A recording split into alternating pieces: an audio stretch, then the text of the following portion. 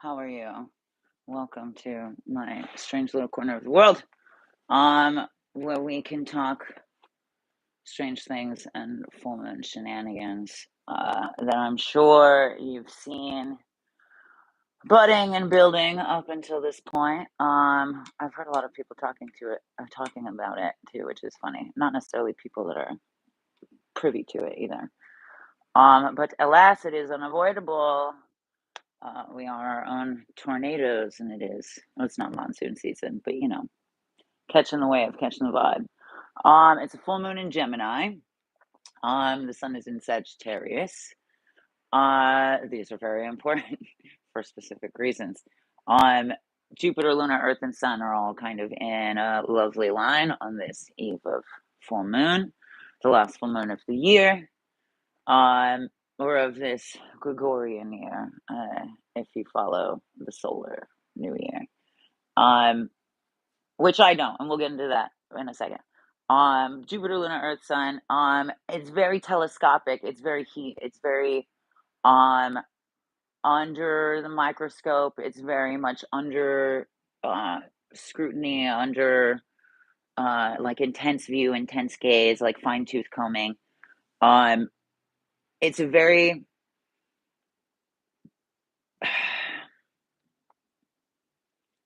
it's a very asserting energy, but I think it's also kind of desperate.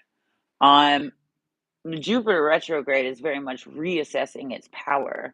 And I think, so it'll show in you in the way that you pattern. That'll show in the government in the way the government patterns. That'll show in macro to micro things altogether. Um, but while Jupiter is retrograde and reassessing its power, Mars and Mercury are very much reasserting their power. And Mercury is with Sagittarius. Um, there's very much a knot of all of this tension and a knot of all of this heat, whether that shows up in, swollen lymph nodes and people getting sick, or, bouts of rage, or, bouts of, blackout rage. Um, it's very much that struggle between the two in reasserting ourselves and also reassessing our own power. And sometimes that can lead to some trouble. Um, I do think that this Mars Mercury reasserting though, and with if we nod in the direction of Sagittarius with the Sun, and understand the shadow of this, I think uh this knot of heat is very much where timelines or sort of um getting tangled, or understanding the timelines are getting tangled. But this Mercury Sagittarius Sun situation um, is asking you to figure out what it would take to get out of that timeline. Sagittarius is very much, thousand yard stare off into the future, seeing how this pattern's going to play out. Um, well, too much looking into the future can be its own thing. It's very much asking not to be a part of this wave, but to be able to be ready to ride the next wave. Um, which is really interesting too, because again, I don't do everybody's talking about, New Year and New Year's resolutions. And if that's something that piques your interest, please watch my last New Year's reading, in which I talk about a lot of things. But one thing that I consistently talk about is it's very much set up for failure. Nothing about our governmental system is really setting us up for success. Let's be honest. Um, but I think the way that we have this Gregorian solar new year in January, and the ways in which it's practiced, very much sets us up for these big expectations. And so that any detour or diversion very much throws you off course and sort of derails the entire year. Whereas, um, getting all your ducks in a row, aligning what it is you want to assert before even asserting it, and preparing for Lunar New Year, or as some cultures would, the rise of Sirius, or the astrological New Year, which is much later in the year, February, March, April. Um, I want to say Sirius is in July, but I could be wrong. Um, but that ensures more embodiment, more accountability, more awareness about these patterns without it being without a detour being detrimental to the cycle, right? Um, so, take that, do what you want with it, and I wish you luck on whatever resolutions you have. Um, but that's very much the tension between, what this Gemini wants, what, Jupiter in retrograde thinks it wants, and what the Sun and Sagittarius and Mercury actually really wants to communicate, and how they're going to communicate. Think of it like they say you should script a speech before you do it. Um, Jumping into New Year's resolutions and, this Gemini moon, um, is very much just like fucking darting off and hauling ass and not really thinking about it. Um, and the converse would be plotting it out, having a plan, having a script, knowing what your times are, all of the things that we do, I guess, to rehearse, things that we want to really embody or be successful in or step into, really. Um, and that's true of anything, whether that's practicing a public speech or the amount of times that you practice singing in the mirror just because you like singing into your hairbrush. Um, that can go many, many a way. Uranus, outside of all of this heat and telescopic information, I think is insecurity, which again leads to Jupiter retrograde, kind of pushing a little too far to reassert or reassess its power, and put Mars and Mercury pushing a little too far to reassert their power. It's sad, it's desperate, it's insecure. Uh, it's a lot of force over power. PhD David Hawkins says force is not power. Power does not have to exert itself to be powerful. Um, that is a shameful representation of power that we've been conned into believing just to assert a particular party. Patriarchy. Um, da, da, da, da, da, da, da.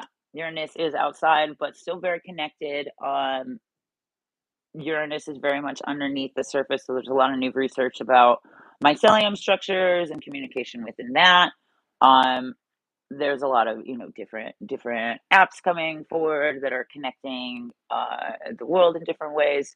We're learning a lot about neuroscience and electro communication between cells in that way. And this is all under the surface communication. Uranus also rules dreams. Um, does it rule dreams? Or is that Neptune? It does. Under the surface, underwater, there's depth to dreams. Um, and I have also heard a lot of similar themes within dreams, whether that be hiding from the Gestapo or running from some party or helping people to escape some party or something within those realms. It's quite terrifying at times. So I feel you if you have dreams like that, but it also can be quite a rush. It is what you make of it. But our dreams are very connected. There's all kinds of new research that shows that we can actually, in fact, talk in our dreams. Not that us believers or practicers or astral projectors or sensitives needed that proof. But now the townies have that proof, so they can make a chat room out of dream space because nothing is sacred in this Western world. Which is why we have spaces like this, so that there's something countering that energy in the world. Um, current of forcefulness, without grounded direction.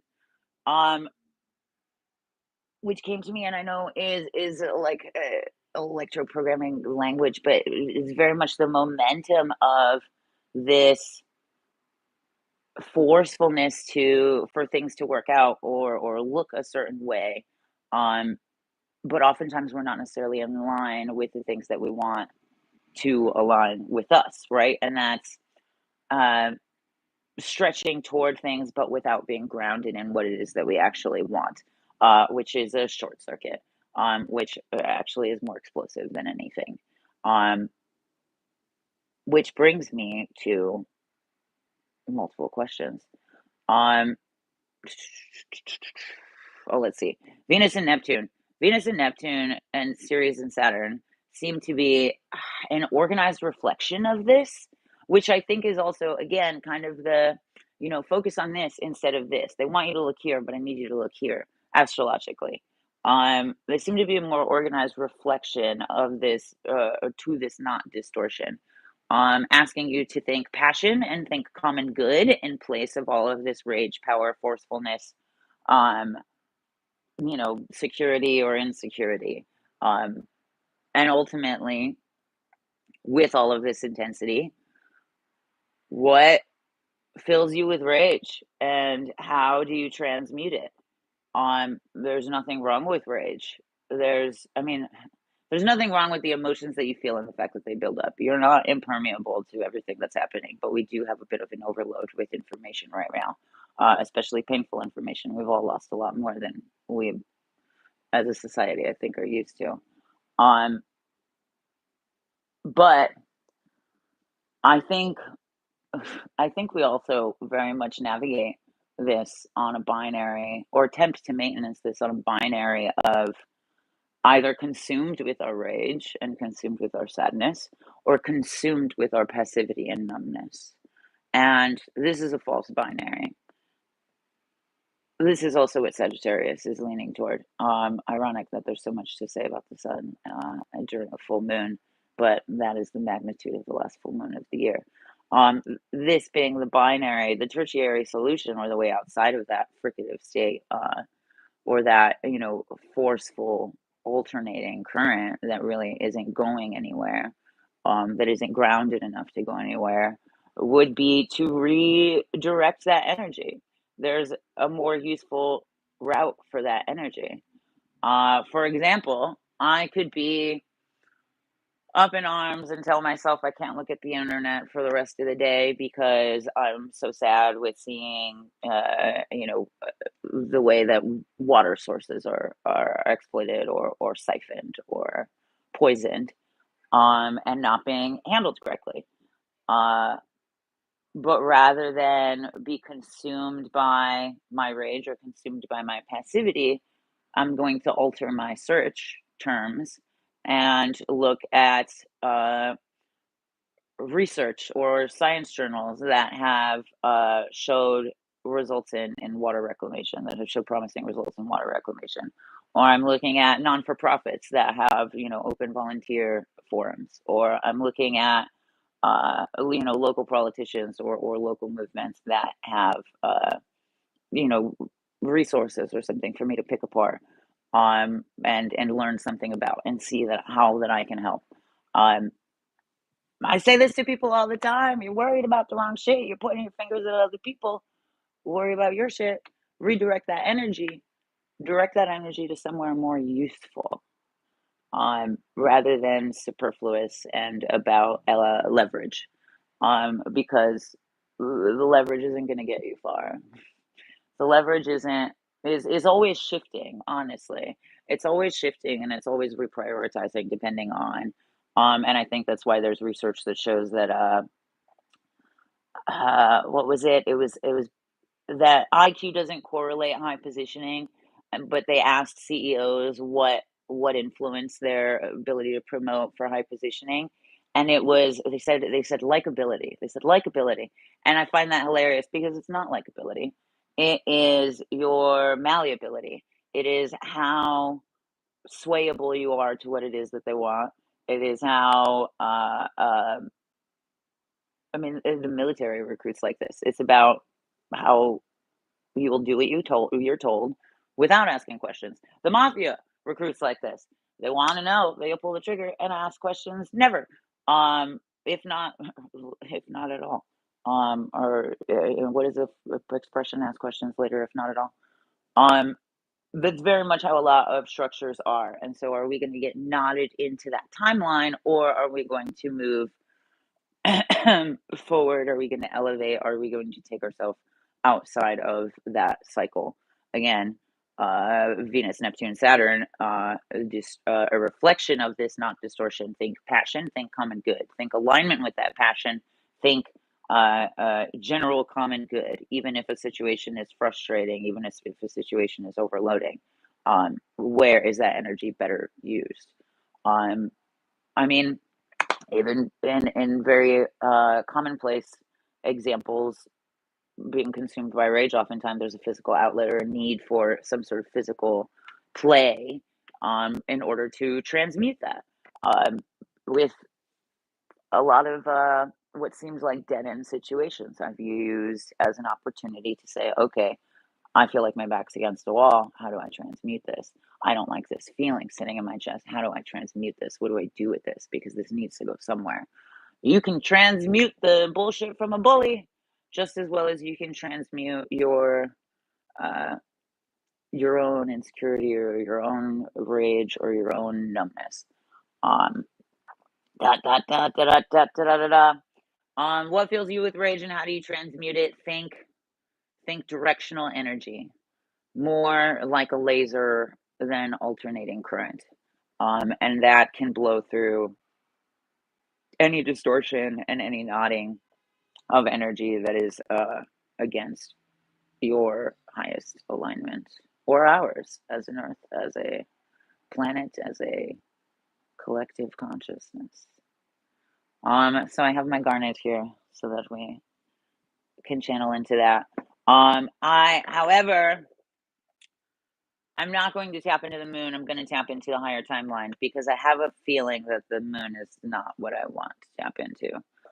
This knot is not what I want to tap into. So I'm just going to pull a few cards on this idea of how we focus on this directional energy more like a laser than alternating current. How we focus on transmuting the passivity or the rage, how we focus on elevating to uh, a higher timeline, a higher version of ourselves, a more becoming version of ourselves. How do we facilitate this blossoming without getting sucked into the black hole of mass sheeple holiday?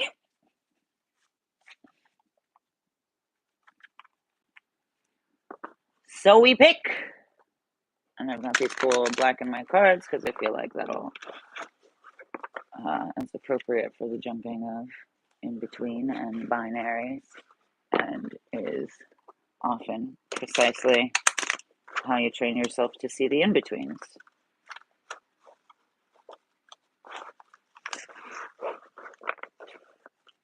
but not how you train yourself to shuffle.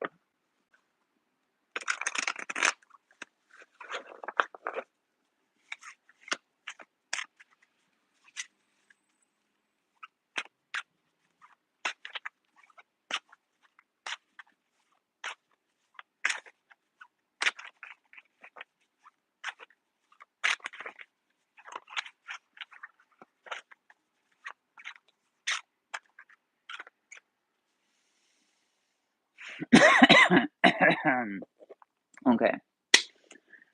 Take a deep breath with me. Take 3 deep breaths with me so that we can also tap into the idea of this elevated timeline that the moon opens the door to, but not the moon itself. Take a deep breath in. And exhale. Take a deep breath in.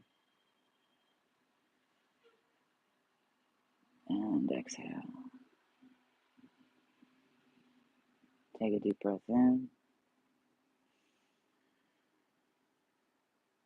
And exhale.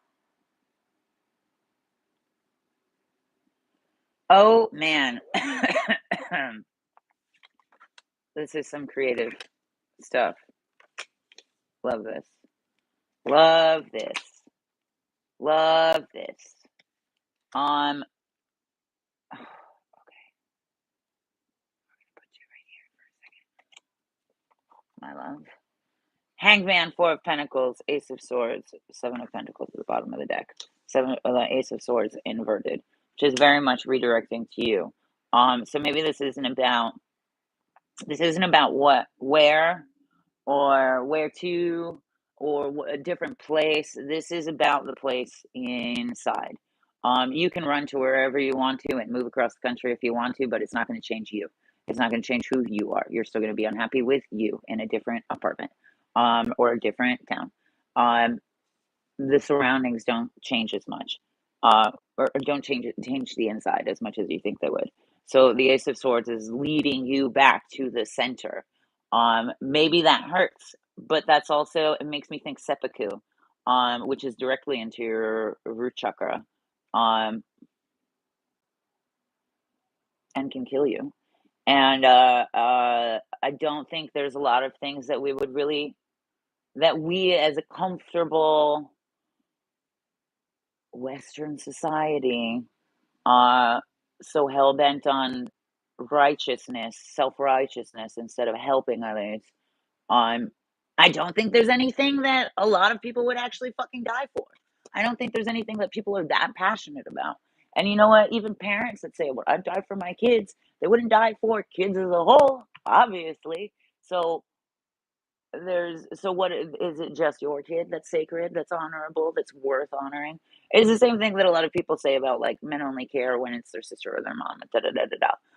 And that's very small minded. That's very isolated. And that's very independently minded. That's honestly a tactic that I think large organizations use to to create fertile ground to sow the seed of fascism. They need to keep you in that kind of mindset in order to be able to take control. Um, and the irony is, people think that they're fully in control in that mindset because they do anything. No, they wouldn't. This is proving that. This is asking you to. This is asking you to see what it is that you would actually be so passionate about that it could cost everything or it could lose everything. Um, this is why vigilante justice exists, because there's something that there's a cause that they yearn for. Um, the Hanged Man and the Seven of Pentacles here, Seven of Pentacles at the bottom of the deck, Hanged Man first card. Both scream patience to me, which again leads back to that, cool, we're in the last month of the year, in the Gregorian year, everybody's all excited about New Year's, everybody's planning their New Year's resolutions. Um, this is again asking you to be patient. You're rushing yourself into change before you're even ready to change. You haven't even formed your cocoon yet, and you're trying to show off your wings. Um, that that is how you disappoint yourself. That is how you fall rather than fly. That is how you sink rather than swim. Um, and the Four of Pentacles is asking you to float. And the Four of Pentacles is asking you to float, and to balance, and to, again, come into alignment, to be more like directional energy, more like directional energy, more like a laser than alternating current. Exists less within this bouncing back and forth fricative state binary, that is more like a frog in your throat than free speech, and focus on focus on even where, like, the weight that he has, the joints that it's resting in, the stable spaces. It's like he's preparing for a show or preparing to put on a show. And we're already just like song and dance. This is what I'm gonna be for the new year. No, you don't even know. You haven't even choreographed it. This is that state that needs to be on the plotting, the planning, the meditating, the centering, to be able to get down. Uh, Even in things that I love doing, I need a little focus time to be able to rock out, whether it be painting, whether it be suspension. Um, there's just so many distractions around us. And I get that, and I feel that, and I'm not judging, and I'm not shaming. But when we realize those things, we also have to mitigate them and maintenance them. So we balance these things, and we also not isolate, but we invert. We look at things differently. We take time to take in new information and to see a different perspective. Um, find time and a tool to be able to do that. And it'll really shed light on the things that you want to make space for, and it'll really create the difference or show you the difference between that and the things that there's no longer space for, and that you no longer have a desire or passion for or a taste for. Um,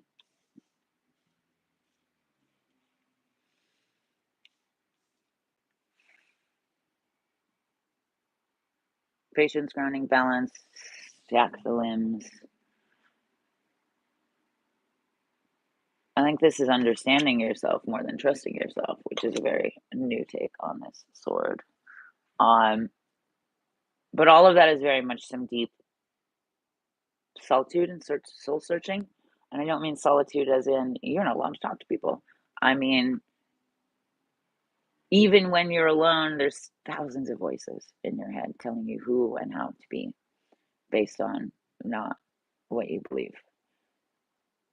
So spend a little more time alone so you can figure out which of those voices is fabricated and which of those voices is a higher version of you or a true narrator to your story so that you can be a reliable narrator because we don't have a lot of those. And that is something that I am very passionate about.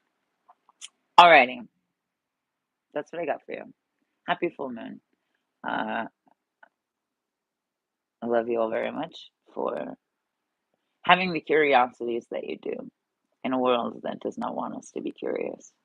And so I hope that this opens the door of curiosity for you and yourself and where it is that you want to be so that you can again focus this energy more like a directional energy laser than an alternating current or a shitty generic phone charger. And with that, party on. Peace out. Much love, much balance, much grace, and much gratitude. See you later.